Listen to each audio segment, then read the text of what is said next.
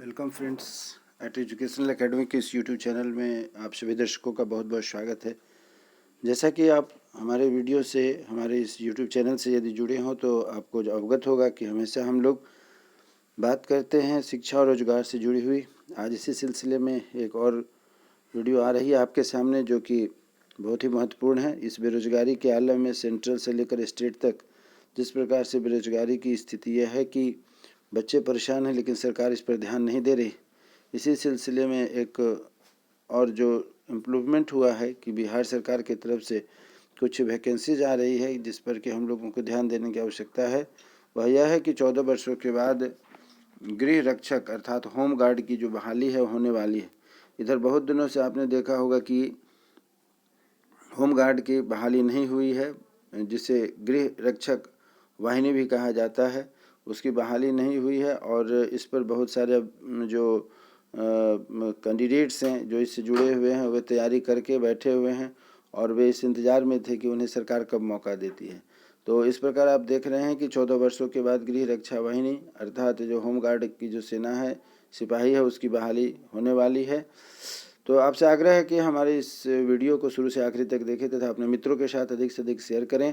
यदि आप भी इस कड़ी के पात्र हैं अर्थात आप भी अगर होम गार्ड की तैयारी में हैं कि कैसे क्या होगा तो हमारे चैनल को लाइक शेयर सब्सक्राइब करें जिससे कि आपको पास सबसे पहले नोटिफिकेशन पहुंचे। इससे बहाली संबंधी जो भी तैयारी होगी, जो भी परीक्षाएं होंगी, जो भी इन्फॉर्मेशन होगी आपके पास सबसे पहले पहुंचेगा यदि आप हमारे चैनल को सब्सक्राइब करते हैं। तो चलिए आगे बढ़ते हैं।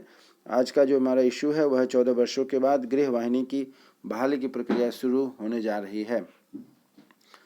मास्टर चार्ट अब 22 दिसंबर तक मांगी आपत्ति। मास्टर चार्ट पर 22 दिसंबर तक मांगी आपत्ति अर्थात जो इससे संबंधित कितनी वैकेंसियां हैं और कहां-कहां इस पर रिक्तियां हैं, इन सभी चीज़ों को लेकर के मास्टर चार्ट 22 दिसंबर तक मांगा गया है। और इसी पर लेकर के यहाँ पर आप सूचना देखेंगे कि राज्य सरकार के आदेश पर जिला प्रशासन के स्तर से वर्ष 2009 और 2011 में ही रक्षक दल की जो बहाली हुई थी, विज्ञापन निकाल करके अभ्यर्थियों से आवेदन लिया गया था। बाद में कोई पेंच फंस गया और बहाली की प्रक्रिया शुरू नहीं हो सका था, जो करीब 14 वर्षों के बाद फिर से बहाली की प्रक्रिया शुरू की गई है। दोनों विज्ञापनों के आलोक में बड़ी संख्या में अभ्यर्थी आवेदन किए थे। 14 वर्ष पहले जब 2009 और 2011 में इसकी आवेदन हुई थी उस समय बहुत सारे अभ्यर्थियों ने आवेदन किया हुआ था। तो उसी पर कहा गया कि करीब 14 वर्ष के बाद फिर से बहाली की प्रक्रिया शुरू हो रही है। दोनों विज्ञापनों के आलोक में दोनों विज्ञापन से अभिप्राय 2009 और 2011 से है। आलोक में बड़ी संख्या में अभ्यर्थी ने आवेदन किए थे। अब एक बार फिर प्रक्रिया शुरू होने पर बेरोजगार अभ्यर्थी को बहाली की आस जगी है। आवेदनों के आधार पर मास्टर चार्ट तैयार किया जा रहा है अर्थात कितने लोगों ने आवेदन किया हुआ है 2009 और 2014 में और उसके आधार पर कितने इन लोगों ने अभी तक, और भी बहुत सारे ऐसे हैं जो इन्होंने ट्रेनिंग करके बैठा हुआ है। अभ्यर्थियों से मांगी गई आपत्ति। एडीएम सह जिला लोक शिकायत निवारण अधिकारी के स्तर से एक पत्र जारी किया गया है जिसे जिला के वेबसाइट पर भी अपलोड किया गया है। इस पत्र के माध्यम से अभ्यर्थियों को जानकारी दी गई है कि उक्त मास्टर चार्ट के आधार पर शारीरिक परीक्षा होनी है अर्थात फिजिकल टेस्ट इनका लिया जाएगा।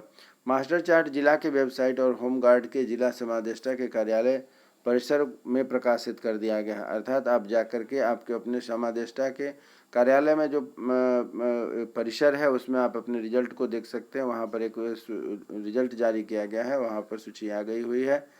अभ्यर्थियों से कहा गया है कि मास्टर चार्ट के नाम, पिता का नाम, पता, जन्मतिथि, शैक्षणिक योग्यता, जाति एवं आरक्षण कोटि से सही जांच कर लें अर्थात वहाँ जो नोटिस निकली हुई है उसमें आपकी द्वारा दी गई जो डिटेल्स है उसकी जांच कर लें कि उसमें जो सभी जानकारियाँ दी गई है जिसमें विशेष करके आपके नाम की स्पेलिंग, पिताजी के नाम की स्पेलिंग, आपका एड्रेस, जन्म तिथि, ये सभी जो वहाँ पर दिया गया है कि सही स्पेलिंग है कि नहीं है।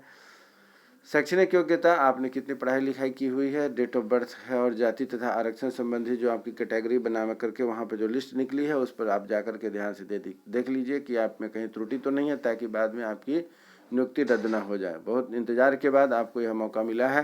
करने के लिए। तो यदि किसी प्रकार की त्रुटि हो तो संबंधित विभाग के अभिलेख के साथ अपनी आपत्ति 8 दिसंबर से 22 दिसंबर के बीच में जिला समादेष्टा कार्यालय में जमा करेंगे।